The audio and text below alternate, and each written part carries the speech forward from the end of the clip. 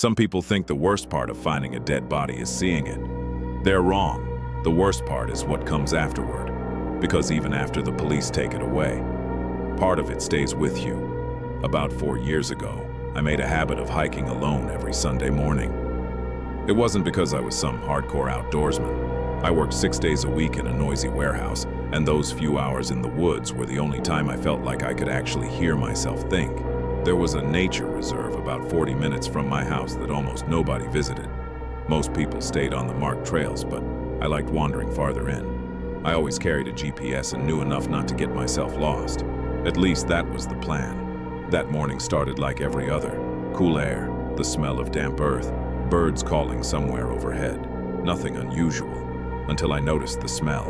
At first I thought it was a dead kangaroo. The Australian bush has its own smells, and dead animals aren't exactly uncommon, but this was different. It was overwhelmingly sweet, sickeningly sweet, the kind of smell that sticks to the back of your throat.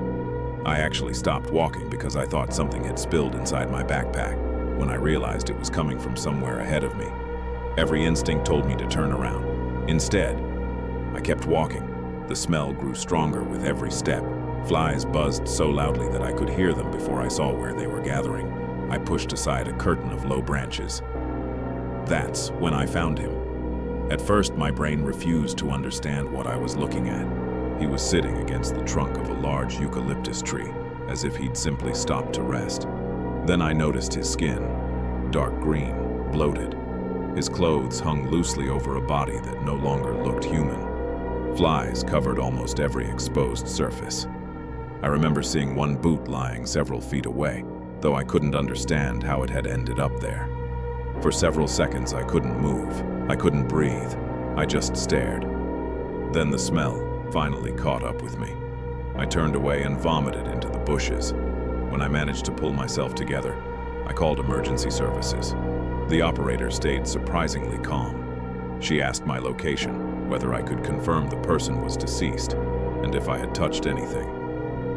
I don't think so. You don't think so? I haven't gone near him. Good. Stay where you are. Officers are on the way. How long? There was a pause. You're in a remote area. We'll get someone there as quickly as possible. I expected 20 minutes, maybe 30. Instead, I waited for over 3 hours.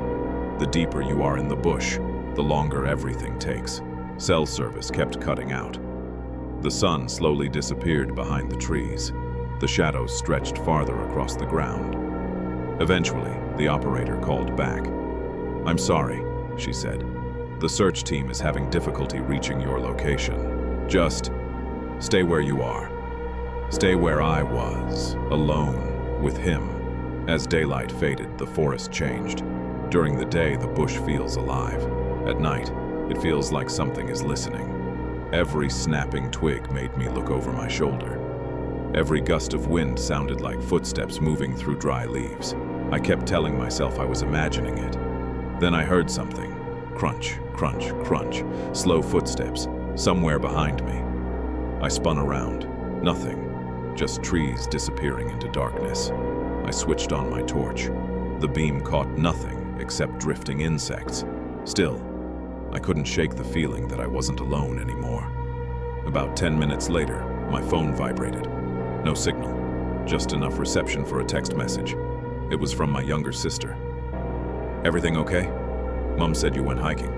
I almost laughed. I typed back. "Found a body, waiting for police." She replied instantly. "Very funny." I didn't answer. There wasn't anything funny about it. The smell somehow became worse after sunset. Every time the wind shifted, it rolled over me again. I tried keeping my eyes away from him. It didn't help. Your mind starts filling in details whether you want it to or not. I noticed his watch, still on his wrist, a wedding ring, mud on one knee, one sleeve tore open. Little things that made him feel like a person instead of a body, and somehow, that made everything worse. Finally, I saw blue lights weaving between the trees. I've never been happier to see another human being. 2 officers arrived first, followed by paramedics. One officer led me away while the others began photographing the scene. He asked me to explain exactly what had happened. When I finished, he sighed quietly. We think we know who he is. A missing person? The officer nodded. He disappeared almost 2 weeks ago. I looked back toward the tree. What happened? He hesitated. We can't say for certain yet. Later, I found out it had been suicide. He'd walked deep into the bush where nobody was likely to find him. Except, someone did. Me. I thought that would be the end of it. It wasn't. The dreams started 2 nights later. At first, they were subtle. I'd be walking through the same forest.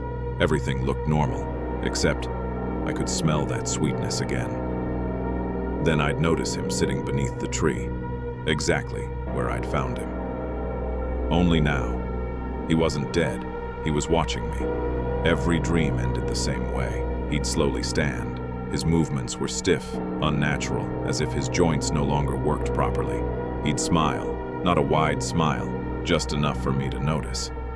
Then he'd ask, "Why didn't you leave me alone?" The first few times I woke up shaking. After a couple of weeks, I convinced myself it was just trauma. The human brain does strange things after seeing something like that. At least, that's what everyone told me. Months passed. The dreams became less frequent. Life returned to normal, until one afternoon at work. A coworker walked past wearing a strong floral cologne. For a split second, it was the same smell. My stomach dropped so fast I had to sit down. I was back in those woods again. The flies, the silence, the tree. Everything came flooding back at once. Even now, years later, I still dream about that forest once or twice a year.